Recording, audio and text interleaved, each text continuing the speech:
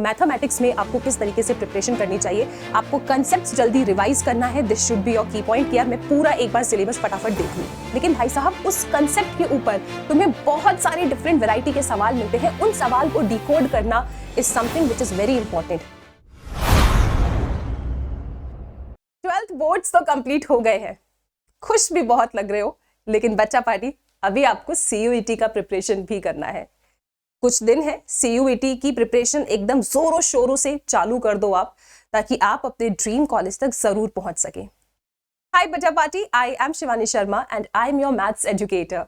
आज के इस सेशन में हम लोग डिस्कस करने वाले हैं कि अगर आपका डोमेन मैथमेटिक्स है तो मैथमेटिक्स में आपको किस तरीके से प्रिपरेशन करनी चाहिए ताकि आप एक अच्छा स्कोर ला सके।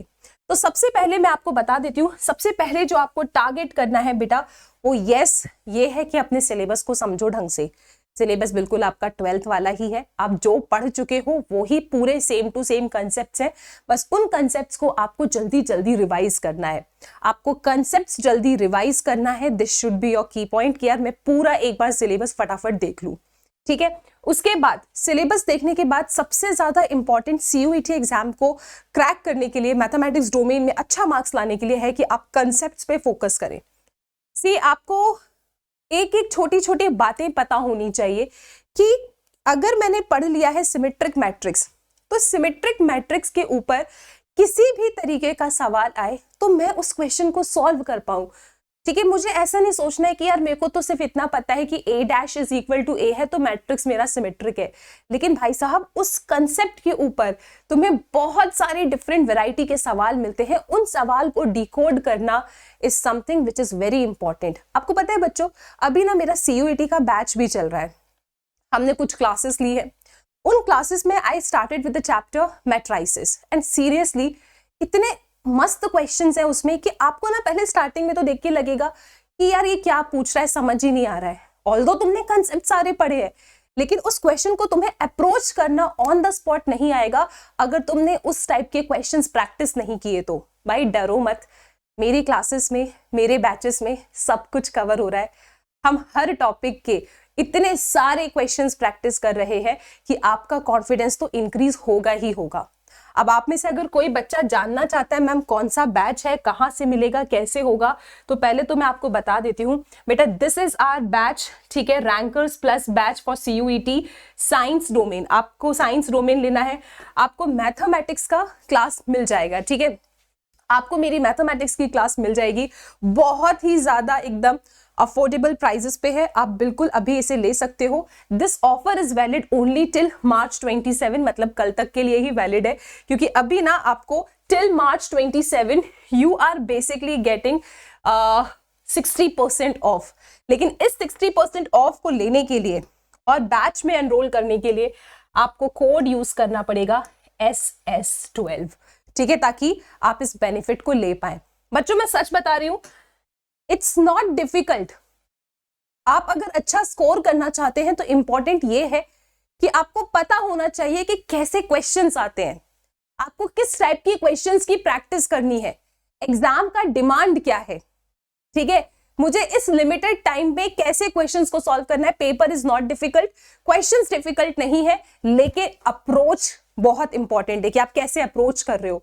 आप स्टार्टिंग में क्वेश्चन देखोगे, आपको लगेगा यार मेरे को आता है, या फिर आप कहोगे यार मेरे को नहीं आता है, लेकिन जब तुम उस क्वेश्चन का सॉल्यूशन सुनोगे तुम कहोगे अच्छा इसमें ये काम करना था, इस तरीके से सोचना था। बहुत ही अच्छा कलेक्शन ऑफ क्वेश्चंस है जो मैं आपको यार इस बैच में करवा रही हूं, तो बिल्कुल जाके रैंकर्स प्लस बैच में एनरोल कर लीजिए। और मैं आपसे कहूंगी यार 27th से पहले ही कर लो यूजिंग द कोड SS12।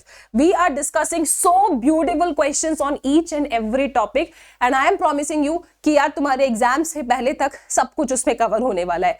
तो तुम ऑलरेडी स्ट्रक्चर्ड तरीके से पढ़ रहे हो तो तुमको टेंशन लेना नहीं है कि मैम सब कहते हैं concept concept concept, question practice करो, डिफरेंट लेवल के क्वेश्चन प्रैक्टिस करो, वैरायटी प्रैक्टिस करो, लेकिन कैसे करना है, कहां से प्रैक्टिस करना है। तो इसका वन स्टॉप सोल्यूशन है रैंकर्स प्लस बैच, सब कुछ वहां कवर हो रहा है। ठीक है, इसके बाद बेटा जी इंपॉर्टेंट है PYQs।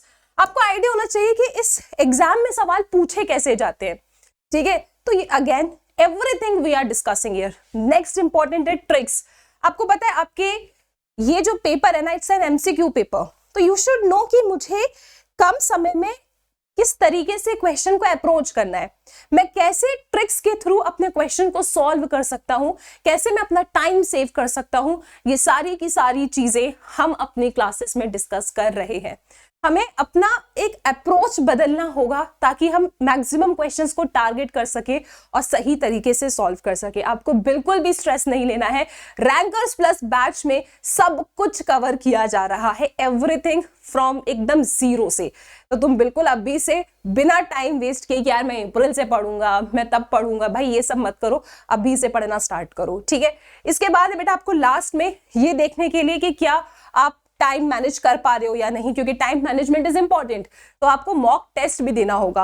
Again when we will be completing our syllabus, तो definitely I will make some classes जहां पे मैं आपको पूरा एग्जाम में किस तरीके से क्वेश्चंस आते हैं, कैसे लिमिटेड टाइम पे आपको क्वेश्चंस को सॉल्व करना है, ये सब कुछ प्रैक्टिस करवाने वाली हूँ। मतलब मैं आपसे कहूं तो वन स्टॉप सोल्यूशन है आपके पास। अगर तुम स्ट्रक्चर्ड तरीके से पढ़ते हो तो आपको जरा सा भी एकदम ऐसा टेंशन लेने की जरूरत नहीं है कि मुझे किस तरीके से पढ़ना है, क्या करना है, कैसे सारी चीजें होगी, कौन से क्वेश्चन सॉल्व करने हैं, कैसे मैं कम टाइम पे पूरा सिलेबस रिवाइज करूं, क्योंकि अकेला मैथ्स तो नहीं है ना। अगर मेरा फिजिक्स है तो मुझे फिजिक्स भी रिवाइज करना है, केमिस्ट्री है तो वो भी रिवाइज करना है, अगेन मुझे इंग्लिश भी पढ़ना है, ठीक है। तो इसीलिए स्ट्रक्चर्ड तरीके से टाइम टेबल के साथ, स्ट्रिक्टली टाइम टेबल को फॉलो करते हुए पढ़ोगे तो बिल्कुल टाइम से पहले सब कुछ कवर हो जाएगा। बाकी सभी बच्चे, आप लोगों से बोल रही हूं मैं, it's not difficult, it's very simple. बस सही अप्रोच आपको पता होना चाहिए। आप सबसे पहले सिलेबस कंप्लीट करेंगे, कंसेप्ट्स को स्ट्रॉन्ग करेंगे, सिर्फ रटना नहीं है, उस कंसेप्ट को समझना है ताकि आप उसके ऊपर बेस्ड क्वेश्चंस लगा पाए। पीवाईक्यूज देखिए, ट्रिक्स आपको पता होनी चाहिए और इसके साथ है लास्ट में मॉक टेस्ट जरूर देना है। ये सब आपने कर दिया ना, डेफिनेटली आप बहुत अच्छे तरीके से अपने इस पेपर को देकर आओगे और मैथ्स में बहुत ही ज्यादा अच्छा स्कोर करोगे। सो बच्चा पार्टी इतनी सी ही बात है, बस मन लगा के पढ़ाई करो। अगेन फिर से बता देती हूँ आपको, you have this batch for your CUET preparation और this offer is valid till March 27।